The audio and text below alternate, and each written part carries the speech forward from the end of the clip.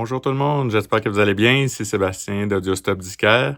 Aujourd'hui, je vais vous faire une autre capsule de découverte musicale, mais tout d'abord, je voulais seulement vous informer que Audiostop sera au Record Expo de Moncton le samedi 26 octobre prochain. Donc, on va être là-bas avec une table pour vendre des beaux disques et aussi, on va aller faire des découvertes en chemin et ramener plein de trouvailles pour la boutique. Donc, je vous invite à rester à l'écoute sur la chaîne YouTube parce que je vais produire une vidéo de notre périple. Donc, ça va être bien plaisant d'aller faire des découvertes. Donc, je vous ramène des vidéos de ça.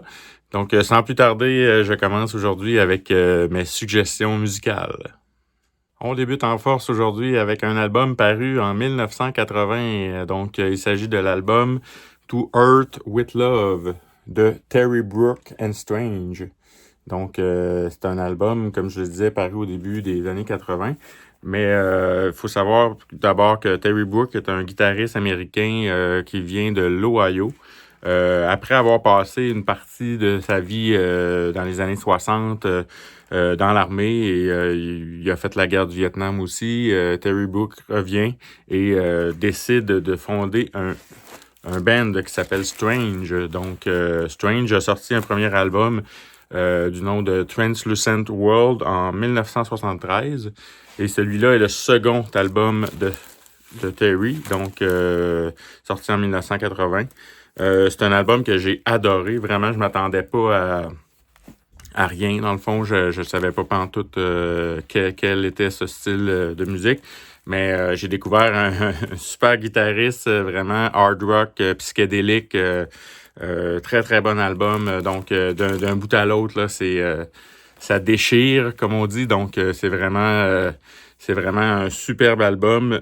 Terry Brooke est en feu tout le long de l'album.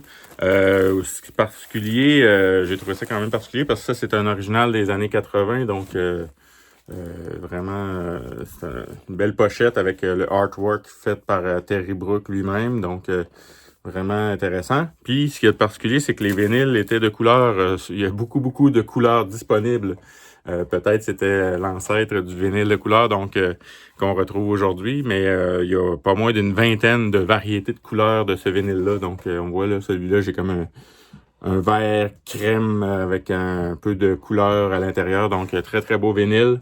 On dirait quasiment que c'est private press, là, tellement que c'est comme artisanal un petit peu. Mais vraiment intéressant. Donc, je vous recommande fortement, si vous aimez le hard rock psychédélique, d'aller découvrir ça. C'est vraiment une valeur sûre là, pour votre collection.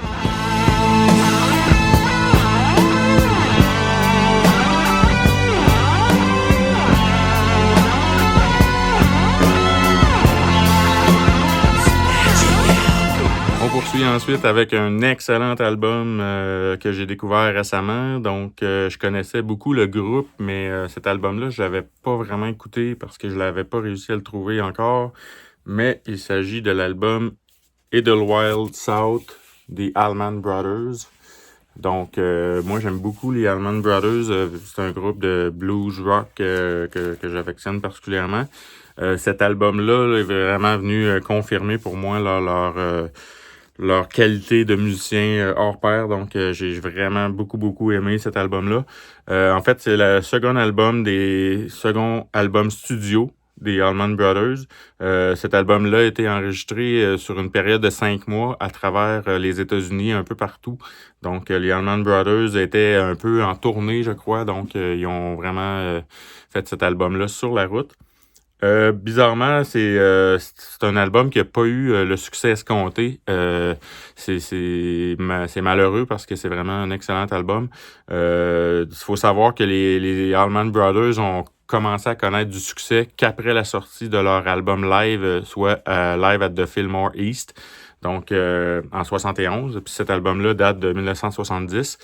Donc, c'est un peu après que les Allman Brothers, ça a commencé à être populaire. Donc, c'est ça. Donc, cet album-là démontre vraiment l'étendue du talent du groupe.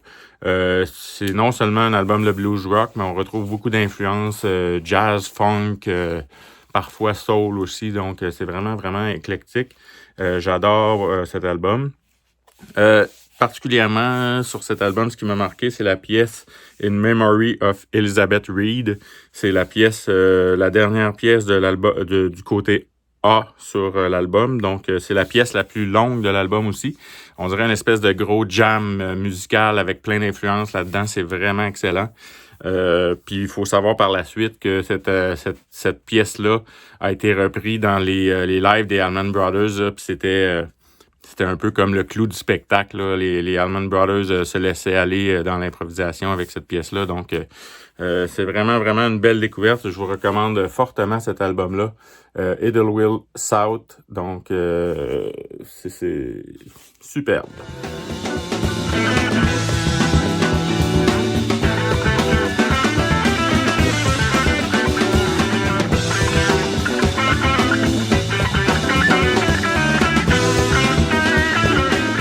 Maintenant avec un album paru en 1972. C'est un album d'un groupe que j'affectionne particulièrement aussi.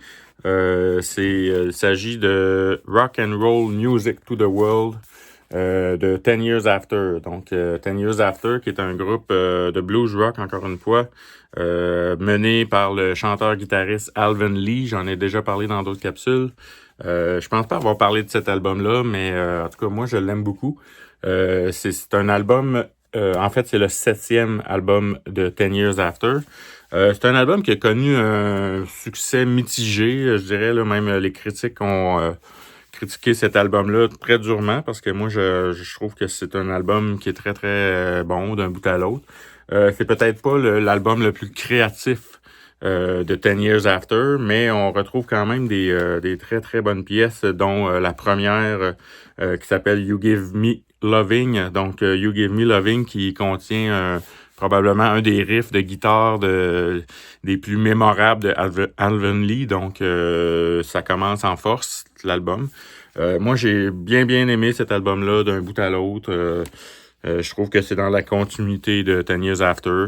Comme je le disais, c'est peut-être pas le plus créatif, mais c'est très, très agréable à écouter. Donc, je vous recommande fortement. C'est un album qui se trouve assez facilement dans les bacs là, pour 10 $. Là, donc, ça vaut vraiment le coup d'avoir cet album-là dans notre collection.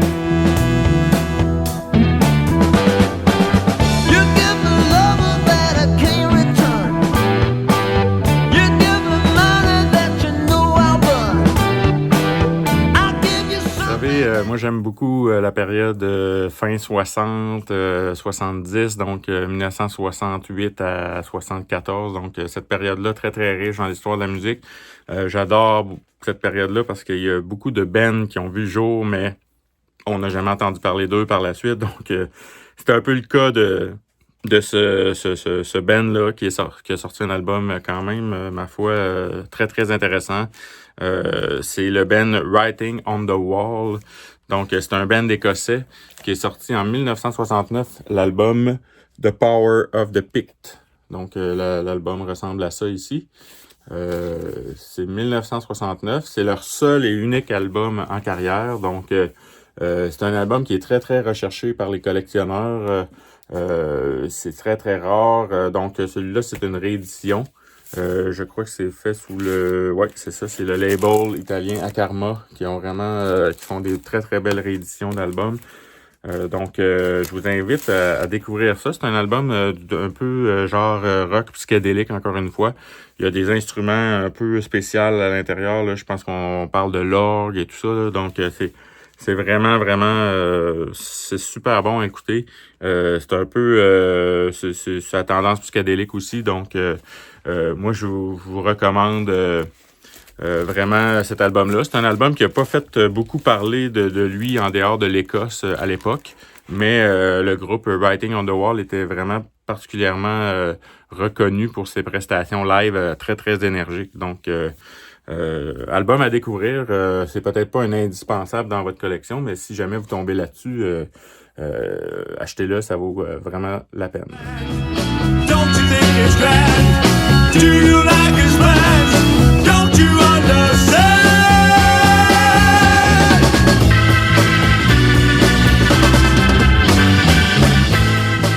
Maintenant, je vais enchaîner avec un album un peu plus récent cette fois-là. C'est un album paru en 2015, donc il s'agit de l'album 2 de Fuzz, qui est vraiment le deuxième album du groupe américain Fuzz.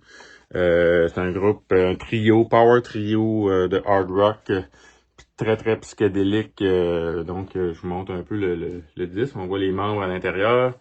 C'est un groupe qui est mené, entre autres, par Ty Segall, qui est quand même assez connu et prolifique pour faire ses projets solo et en groupe. Donc, Ty Segall qui fait la batterie et la voix. On retrouve aussi un gars qui s'appelle Charles Moutart à la guitare et à la voix, et Chad Yubovich à la basse et à la voix aussi. Donc, c'est très, très énergique comme rock, vraiment très, très lourd et pesant. Donc, parfois, on a des sonorités qui se rapprochent beaucoup de Black Sabbath, des riffs à la Black Sabbath, et aussi le chant là, très lent et un peu tordu, un peu comme Ozzy dans le fond. C'est vraiment intéressant comme son. Si vous aimez le stoner rock, vous allez adorer cet album-là. Donc, je vous recommande l'album 2 de Fuzz.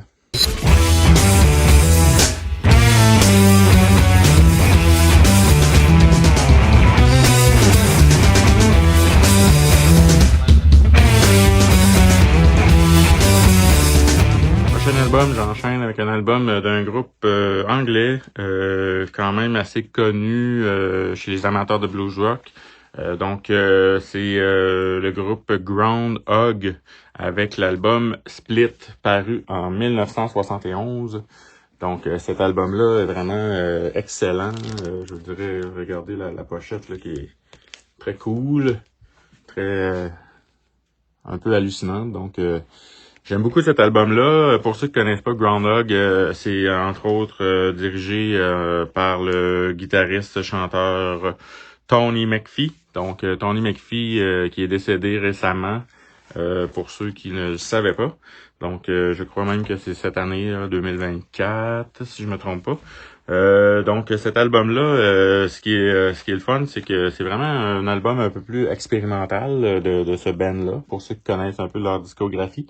C'est un album qui a été inspiré, selon les dires de Tony McPhee lui-même, là, d'une attaque de panique que Tony aurait vécue en mai 1970. Donc, ça peut vous donner une idée. Là, il a essayé de reproduire un peu ce qu'il a vécu à travers la musique. Donc, c'est vraiment un album intéressant. Puis, il y a des pièces. Le côté 1, ça s'appelle... Toutes les pièces s'appellent Split Part.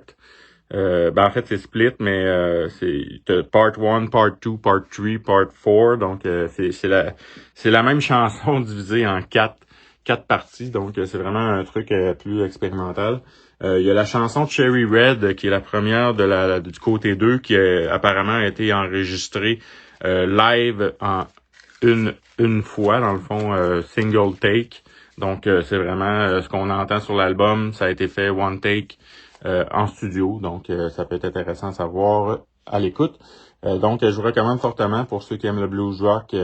C'est très, très bon. Superbe album à se procurer si jamais vous tombez là-dessus.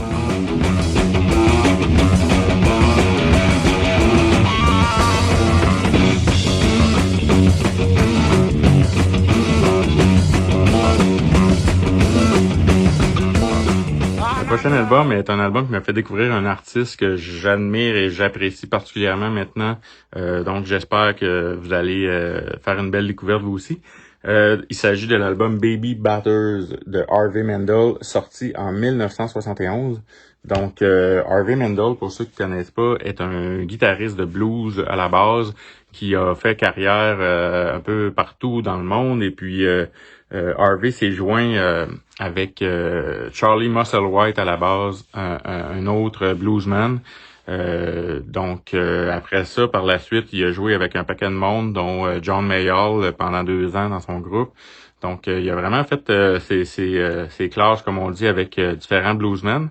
Mais Harvey Mandel a produit aussi environ 7 ou 8, peut-être 9 albums solo dans sa carrière, dont celui-là, qui est un de ses premiers, en 1971, Baby Batters. Donc, moi, je vous recommande d'aller voir ça parce que c'est un album, oui, de blues, mais C'est un album à saveur jazz rock aussi, là, vraiment très expérimental. Donc, puis c'est un album instrumental aussi. Donc, je vous recommande vraiment d'aller écouter ça. Si vous connaissez pas Harvey Mandel, ça peut être une très belle introduction pour vous, comme ça l'a été pour moi. Puis vous allez sûrement vouloir découvrir les autres albums de lui par la suite. C'est le genre d'album qu'on écoute puis on se dit waouh, est-ce que ça a vraiment été produit au début des années 70? Donc c'est vraiment ça peut être contemporain comme album, là, c'est très expérimental. Donc je vous recommande fortement d'aller écouter ça. C'est Baby Batters de Harvey Mandel 1971.